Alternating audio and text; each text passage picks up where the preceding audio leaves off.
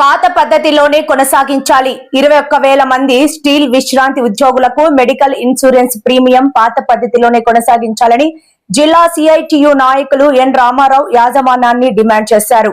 నేడు ఉక్కు ప్రధాన పరిపాలనా భవనం ఎదుట విశ్రాంతి స్టీల్ ఉద్యోగుల ఆధ్వర్యంలో మెడికల్ ఇన్సూరెన్స్ పెంపును వ్యతిరేకిస్తూ నిరసన కార్యక్రమం చేశారు.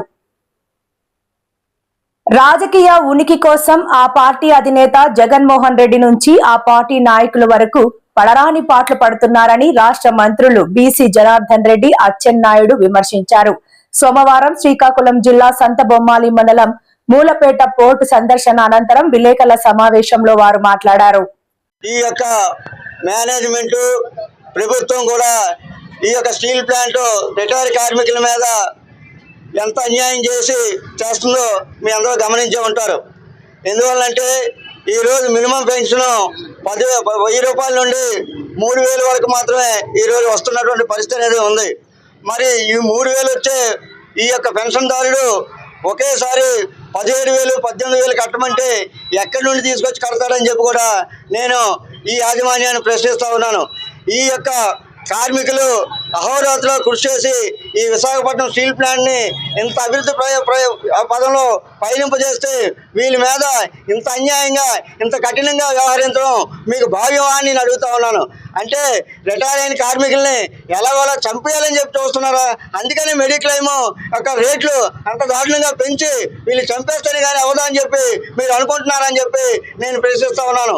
అందువల్లనే ఈ రోజుకైనా సరే యాజమాన్యం గుర్తించాలి. ఎందుకంటే స్థానిక ప్రజాప్రతినిధులు మాట్లాడిన తర్వాత కూడా మీరు ఈ విధమైన వ్యవహారం చేస్తున్నారంటే మీకు ఎందుకు ఇంత కండకావరం వచ్చిందని చెప్పి కూడా నేను అడుగుతా ఉన్నాను. కాబట్టి మీరు వెంటనే తక్షణమే ఈ యొక్క ఏదైతే మీరు ఇచ్చినటువంటి సర్కులర్ ఏకపక్ష సర్కులర్ని విత్డ్రా చేసుకోవాలి. పాత పద్ధతిలోనే ఆ సర్కులర్ని మళ్ళీ రిలీజ్ చేసి పాత పద్ధతిలోనే ఈ యొక్క మెడిక్లెయిమ్కి సంబంధించినటువంటి అమౌంట్ కట్టించుకోవాలని చెప్పి మేము డిమాండ్ చేస్తున్నాం. దాని మీద మళ్ళీ కూడా రేపు ఎమ్మెల్యే గారిని కలవడానికి మేము వెళ్తా ఉన్నాం. వారితో రిక్వెస్ట్ చేసి మళ్ళా యాజమాన్యం మీద ప్రభుత్వం మీద ఒత్తిడి తీసుకొచ్చేదానికి మా ప్రయత్నాలు కొనసాగుతాయని చెప్పి కూడా మేము తెలియజేస్తా ఉన్నాం. 21,000 మంది రిటైర్డ్ ఉద్యోగుల వైద్య సదుపాయాన్ని యాజమాన్యం గాలిలో పెట్టి ఇప్పటి వరకు 1,300 రూపాయలు కడితే మెడికల్ ఇన్సూరెన్స్ ఉన్నదాన్ని ఒకేసారి 655% అంటే 8,500 రూపాయలు పెంచడాన్ని ప్రపంచంలో ఎక్కడ కూడా చూడలేదు. ఆ విధంగా పెట్టి దొడ్డిదారు సర్కులర్ ఇవ్వడం, ఈ విషయమై స్థానిక శాసనసభ్యులు పల్లా శ్రీనివాస్ గారు 3 సార్లు యాజమాన్యంతో మాట్లాడారు. స్థానిక పార్లమెంట్ సభ్యులు గౌరవనీయులు భరత్ గారు సాక్షాత్తు కేంద్ర మంత్రిని కలిశారు. ఈ నెలలో అనేక సార్లు చెప్తున్నప్పటికీ వినకుండా మీరేం చేస్తారో చేయండి, మేము మట్టుకు పెంచుకుపోతామని చెప్పేసి కండ కవరంతో యాజమాన్యం ముందుకు పోతా ఉంది. ఇక్కడ ధర్నా చేయడానికి రాత్రి ఉత్తరం పంపించారు వీళ్ళందరికీ.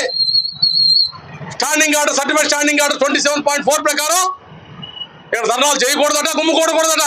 ఓకే, ఎందుకు గుమ్ముకూడతావు? మాకే పొగరెక్కా, వాళ్ళు కొవ్వెక్కా. నువ్వు ఇబ్బంది పెట్టావు కాబట్టి 60 సంవత్సరాలు 70 సంవత్సరాలు ఇంట్లో కూర్చొని వాళ్ళు లేచర్ రావాల్సిన పరిస్థితి వచ్చేందుకు మీరు సిగ్గుపడాలని చెప్పి తెలియజేస్తా ఉన్నా. అలాగే లోపల పనిచేస్తున్న ఉద్యోగులకి 20 నెలల నుంచి 310 కోట్ల రూపాయలని శాలరీలు ఇవ్వకుండా నీ దగ్గర పెట్టుకున్నావు. 7 నెలల కింద విఆర్ఎస్ ఇచ్చి వాళ్ళ డబ్బులు సగం ఇచ్చి సగం ఇవ్వకుండా నీ దగ్గర పెట్టుకున్నావు. వాళ్ళకి జీతం లేదు, విఆర్ఎస్ లేదు.